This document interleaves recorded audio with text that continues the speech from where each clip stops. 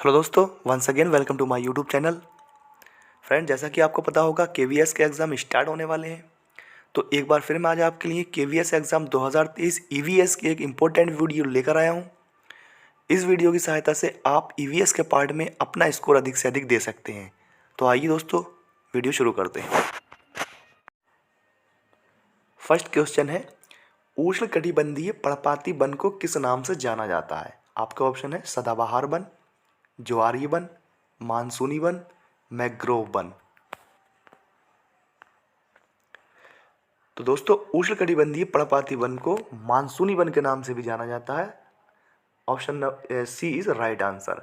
और दोस्तों, ये भारत के सबसे ज़्यादा क्षेत्रफल पर पाए जाने वाले वन है, यानी भारत में सबसे ज़्यादा वन जो है वो मानसूनी वन यानी कि उष्णकटिबंधीय वन पाए जाते हैं। और ये दोस्तों वहाँ पाए जाते हैं जहाँ 100 सेंटीमीटर से 200 सेंटीमीटर के बीच वर्षा होती है। तो ये वन वहाँ पाए जाते हैं। नेक्स्ट क्वेश्चन है, लिपि का विकास सर्वप्रथम कहाँ पर हुआ था? आपका ऑप्शन है अफ्रीका, मिस्र, जापान, चीन। तो लिपि का विकास दोस्तों सर्वप्रथम हुआ था मिस्र में। तो option number B is right answer. तो इसका जो ऑप्शन है बी इज राइट आंसर हो जाएगा दोस्तों। और अगर पूछेंगे छापे खाने का सर्वप्रथम प्रयोग कहाँ हुआ था? छापे खाने का दोस्तों यानी और किसने किया था? तो छापे खाने का दोस्तों सर्वप्रथम प्रयोग हुआ था जर्मनी में। और किसने किया था दोस्तों? तो वो किया था गुटेनबर्ग ने। यानी छापे खाने का आविष्कार किसने किया था दोस्तों? वो गुटेनबर्ग ने किया था। और कहाँ पर? जर्मनी में। नेक्स्ट है, भारत में पौधों की कितनी प्रजातियां पाई जाती हैं? आपका ऑप्शन है 4500, 3500, 3000, 4000। तो दोस्तों, भारत में जो पौधों की प्रजातियां पाई जाती हैं वो लगभग 5000 या 4500 प्रजातियां पाई जाती हैं। तो option number A is right answer हो जाएगा इसका। नेक्स्ट है, सुरक्षा परिषद में कुल देशों की संख्या कितनी है? आपका ऑप्शन है 10, 15, 20, 7। तो इसका राइट आंसर हो जाएगा दोस्तों, जो सुरक्षा परिषद में कुल देशों की संख्या है वो है 15, यानी right option number B is right answer. जिसमें से 5 देश जो हैं वो स्थायी सदस्य हैं और 10 देश जो हैं अस्थायी सदस्य हैं। तो जो स्थायी सदस्य देश दो हैं दोस्तों वो है संयुक्त राज्य अमेरिका हो गया एक, ब्रिटेन, फ्रांस, रूस, चीन। यानी ये 5 देश जो हैं सुरक्षा परिषद में स्थायी सदस्यता रखते हैं। नेक्स्ट क्वेश्चन है, भारत में महिलाओं के लिए आरक्षण की व्यवस्था कहाँ है? आपके ऑप्शन है मंत्रिमंडल में, विधानसभा में, लोकसभा में, पंचायती राज संस्थानों में। तो दोस्तों, भारत में महिलाओं के लिए जो आरक्षण की व्यवस्था की गई है वो की गई है पंचायती राज संस्थानों में, यानी कि option D is right answer. Next है, पंचायती राज को मजबूत करने हेतु निम्नलिखित में से कौन सा भारतीय संविधान संशोधन किया गया? आपका ऑप्शन है 44वां संशोधन, 86वां संशोधन, 73वां संशोधन, 42वां संशोधन। तो दोस्तों, पंचायती राज को मजबूत करने के लिए दोस्तों जो संविधान में संशोधन किया गया था वो था 73वां संशोधन, यानी option number C is right answer. और ये कब किया गया था दोस्तों? इसकी डेट भी पूछ लेता है, तो 1992 में ये किया गया था। नेक्स्ट है, भूगोल शिक्षण की उपयुक्त विधि है। आपका ऑप्शन है कहानी विधि, वार्तालाप विधि, भ्रमण विधि, इनमें से कोई नहीं। तो दोस्तों, भूगोल शिक्षण की जो सबसे उपयुक्त विधि होगी वो होगी भ्रमण, यानी भ्रमण करना दोस्तों भूगोल की सबसे उपयुक्त विधि होती है।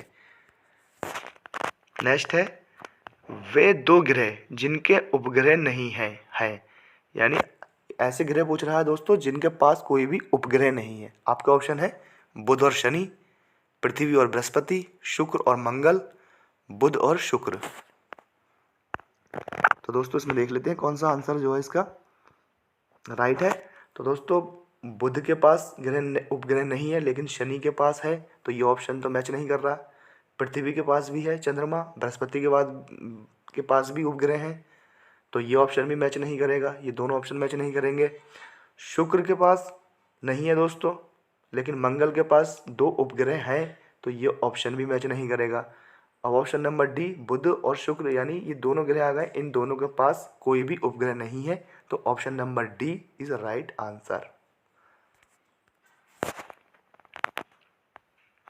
नेक्स्ट है, झारखंड के कोडरमा खान संबंधित है, यानी झारखंड में जो कोडरमा खान है वो किसके लिए संबंधित है। आपका ऑप्शन है लो अयस्क से, तांबे से, बॉक्साइट से, अभ्रक से।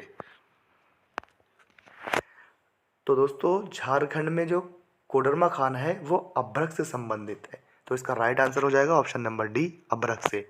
इसी तरह से झारखंड का झारिया प्रसिद्ध है दोस्तों, और वो आपको कमेंट में बताना है ये किसके लिए प्रसिद्ध है। नेक्स्ट क्वेश्चन है, भारत में सर्वाधिक वन क्षेत्र वाला राज्य कौन सा है। आपके ऑप्शन है मिजोरम, उत्तर प्रदेश, गुजरात, मध्य प्रदेश। तो भारत में जहाँ पर सबसे ज़्यादा वन पाए जाते हैं दोस्तों वो है मध्य प्रदेश, यानी option number D is right answer. Next है, भारत किसका हिस्सा है। आपका ऑप्शन है अंगारा लैंड, गोंडवाना लैंड, लॉरेशिया, इनमें से कोई नहीं। तो दोस्तों इसका राइट आंसर हो जाएगा option number B, Gondwana land, यानी भारत किसका हिस्सा है, तो गोंडवाना लैंड का हिस्सा है। नेक्स्ट क्वेश्चन है, भारत में हरित क्रांति लाने का श्रेय किसे दिया जाता है। आपका ऑप्शन है श्रीधरन, जहांगीर भाभा, हरगोविंद खुराना, स्वामीनाथन। तो दोस्तों भारत में जो हरित क्रांति लाने का श्रेय दिया जाता है वो दिया जाता है स्वामीनाथन, यानी option number D is right answer. Next है, 2001 ईस्वी में हुई जनगणना के अनुसार भारत की कुल जनसंख्या विश्व की कुल जनसंख्या का कितने प्रतिशत है। आपका ऑप्शन है 12.4%, 15.6%, 17.5%, 20.3%।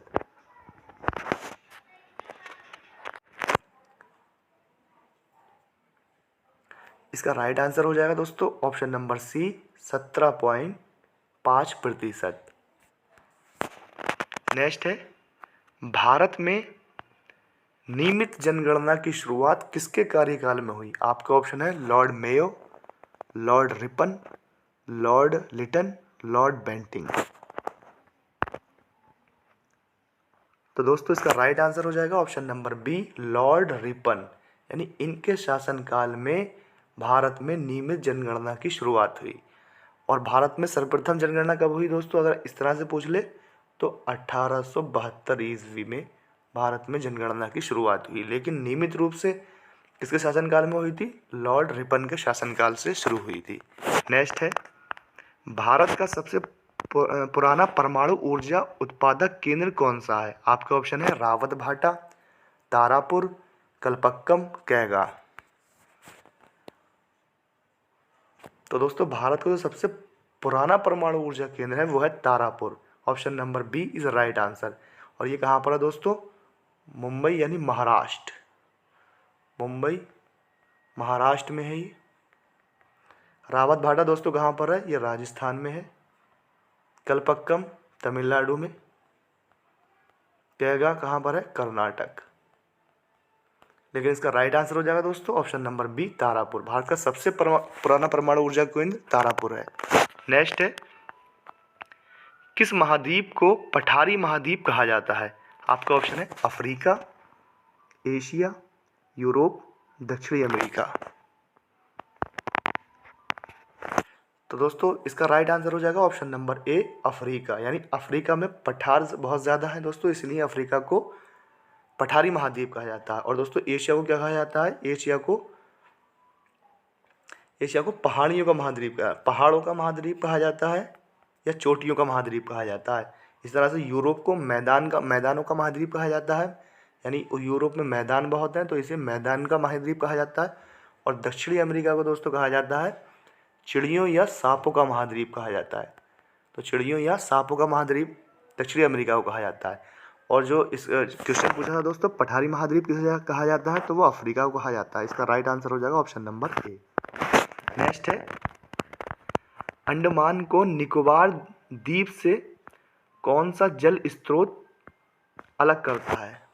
यहाँ पर दोस्तों यहाँ होना चाहिए, ये गलत लिख गया है, यहाँ पर अलग करता है, यानी कि अंडमान को निकोबार द्वीप से कौन सा जल स्रोत अलग करता है। आपका ऑप्शन है 10 degree channel, 11 degree channel, Mannar की खाड़ी, पॉल्क स्ट्रेट। तो अंडमान को दोस्तों निकोबार से जो अलग करता है वो करता है 10 डिग्री चैनल, यानी option number A is right answer. Next है, भारत का एकमात्र सक्रिय ज्वालामुखी बैरन आइलैंड कहाँ स्थित है। आपके ऑप्शन है अंडमान द्वीप समूह, निकोबार द्वीप समूह, लक्षद्वीप, मिनिकॉय।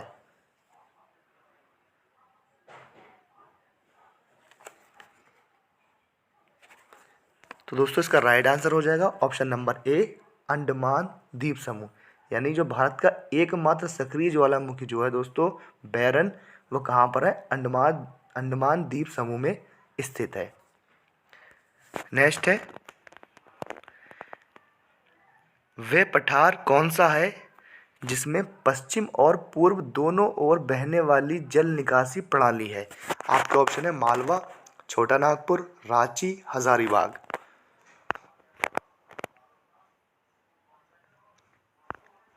तो दोस्तों इसका राइट आंसर हो जाएगा ऑप्शन नंबर ए मालवा, यानी मालवा का पठार है जो कहाँ पर है दोस्तों, मध्य प्रदेश, यानी एमपी, मध्य प्रदेश।